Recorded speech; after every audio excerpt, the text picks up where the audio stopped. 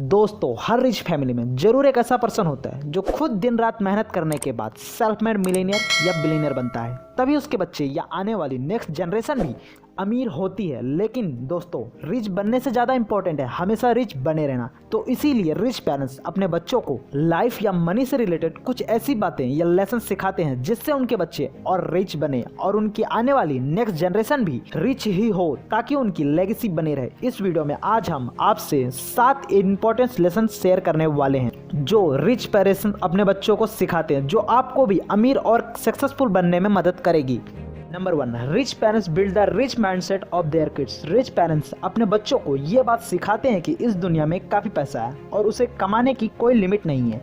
अगर उनके बच्चे सिर्फ उतने में ही खुश रहें जितना कि उनके पेरेंट्स के पास है, तो आने वाले कुछ सालों में वो पैसा और वेल्थ धीरे धीरे कम होता जाएगा और उनकी आने वाली नेक्स्ट जनरेशन भी रिच नहीं रह पाएंगी। तो आज के लिए ग्रेटफुल रहने के साथ ही अपने फ्यूचर के लिए अपनी वेल्थ को और मल्टीप्लाई करना भी जरूरी है। वही मिडिल क्लास के पेरेंट्स अपने बच्चों को सिखाते हैं कि आप सिक्योर लाइफ की तरफ बढ़ें और जो सेविंग है उसी पे लाइफ टाइम डिपेंड रहें या फिर उसी से चीज़ें खरीदें। तभी वो अपने बच्चों को हायर स्टडीज़ के लिए दबाव डालते हैं ताकि उनका बच्चा एक सिक्योरिटी भरी जॉब कर पाए। और वही रिच पेरेंट्स अपने बच्चों को इंटेलिजेंसी या उनकी स्टडीज या रिपोर्ट कार्ड से जज नहीं करते, बल्कि उनका मानना है कि उनके बच्चे के अंदर वो सब है जो उन्हें रिच बना सकती है। और उनके शब्द कुछ ऐसे होते हैं, मुझे तुम पे पूरा भरोसा है कि तुम दुनिया में जो चाहते हो वो सब पा सकते हो। Number 2, difference between assets and liabilities. Rich parents अपने बच्चों को सिखाते हैं कि अपने मेहनत के पैसों से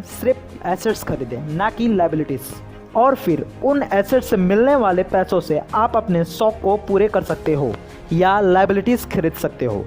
अब आप सोच रहे होंगे कि एसेट्स और लायबिलिटीज़ होती क्या है, तो इसका बिल्कुल सिंपल वे में समझाया जाए तो एसेट्स वो होते हैं जो आपकी जेब में पैसा डालते हैं, जैसे कि एक successful business, rent, investment, royalty etc। वही लायबिलिटीज़ वो चीज़ें होती हैं जो आपकी जेब से पैसा निकलवाती हैं, जैसे कि car, expensive cloth, new phone आदि चीज़ें। अब इसका मतलब ये नहीं कि रिच लोग सिर्फ एसेट्स ही खरीदते हैं और महंगी चीज़ों पर पैसा खर्च नहीं करते, बल्कि वो भी एक्सपेंसिव क्लोथ्स, वॉचेस, कार्स खरीदते हैं। लेकिन सिर्फ डिफरेंस इतना है कि ये सब वे अपनी मेहनत की कमाई से नहीं करते, बल्कि अपने एसेट्स से आने वाले प्रॉफिट या इनकम से होने वाले प्रॉफिट से खरीदते हैं और अपने शौक को पूरा करते हैं। Number 3, good loan versus bad loan. Rich parents अपने बच्चों को कहते हैं कि अगर कभी ऐसी सिचुएशन आ जाए जहां पर बैंक या कहीं और से कर्ज लेना पड़े, तो वो इसलिए होना चाहिए ताकि तुम और उससे पैसा बना सको, तभी वह गुड लोन कहलाया जाएगा। For example, new business start करने के लिए या इन्वेस्टमेंट के लिए कहीं से लोन लेना पड़े, और वह सही होगा अगर कुछ समय बाद बिजनेस इन्वेस्टमेंट लोन का पैसा उतारने के साथ ही बहुत सारा पैसा बना के दे, तो वो गुड लोन हुआ, क्योंकि यहाँ पर हम किसी और का पैसा यूज कर रहे हैं और पैसा बना रहे हैं। वही न्यू कार और न्यू फोन्स, एक्सपेंसिव चीज़ों के लिए लोन लेना सही नहीं होगा, क्योंकि सभी चीज़ें आपको फ्यूचर में और पैसा बना के नहीं देगी, तो ये बैड लोन में आता है। Number 4, earn more not save मोर। पैसों को लेके हमेशा के लिए लिमिटेड सोच या बजट रखना आपको हमेशा के लिए मिडिल क्लास बने रहने के चांसेस और बढ़ा देता है। और इस फैक्ट से सक्सेसफुल फैमिली अच्छे से वाकिफ है। उनका मानना है कि बड़े एम्बिशंस और डिजायर्स लोगों को नए रास्ते दिखाते हैं अपने गोल्स तक पहुंचने के लिए। वही अगर गोल से एक लिमिटेड अमाउंट तक पैसा सेव करना हो या छोटी छोटी चीज़ों पर पैसा बचाना हो, तो यह लिमिटेड सोच आदमी को हमेशा मीडियोकर बना के रखती है।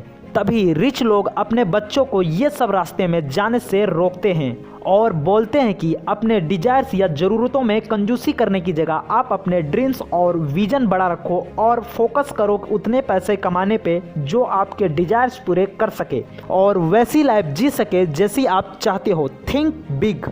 Number 5, get rich by solving problems. चाहे वर्ल्ड कितना भी डेवलप होता जा रहा हो, लेकिन वर्ल्ड में हमेशा से ऐसी प्रॉब्लम्स रही हैं जिसे सॉल्व करके वर्ल्ड के कुछ सबसे सक्सेसफुल लोग रिच बने हैं और आगे भी ऐसा ही चलता रहेगा। छोटी छोटी चीज़ों के डिफरेंट शॉप पे जाके शॉपिंग करना एक प्रॉब्लम लगता था, तो अमेजॉन को बिल्ड किया गया। लोगों को पर्सनल कंप्यूटर चाहिए तो एप्पल बना।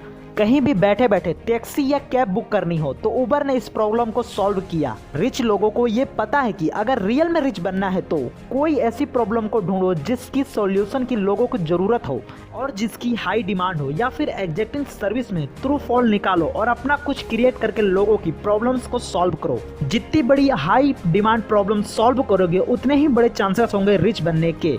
Number 6, wealth give you freedom. Wealth की बेस्ट बात यह है कि ये हमें फ्रीडम यानी कि आज़ादी देती है। आज़ादी अपने हिसाब से जीने की, आज़ादी किसी भी समय किसी भी जगह घूमने की या रहने की, आज़ादी कुछ भी करने की और कुछ भी बनने की। अगर आपको न्यू बिजनेस स्टार्ट करना हो या ओल्ड प्रोफेशन को क्विक करके कुछ नया परस्यू करना है या वर्ल्ड वाइड ट्रेवल करना है या चैरिटी में डोनेट करके हेल्प करना हो, तो इन सभी के लिए रिक्वायर होता है आपका डिसीजन। ये सब चीज़ें करने के लिए और बिना सोचे फ्रीडम तभी मिल सकती है जब हम फाइनेंशियली उतने कैपेबल हो। या इसीलिए मोस्ट इम्पोर्टेंट, वेल्थ होने की वजह से आपको पैसों की छोटी छोटी टेंशन लेके बैठने की जरूरत नहीं पड़ती, बल्कि वेल्थ आपको फ्रीडम देती है चूज करने की और लाइफ को एंजॉय करने की।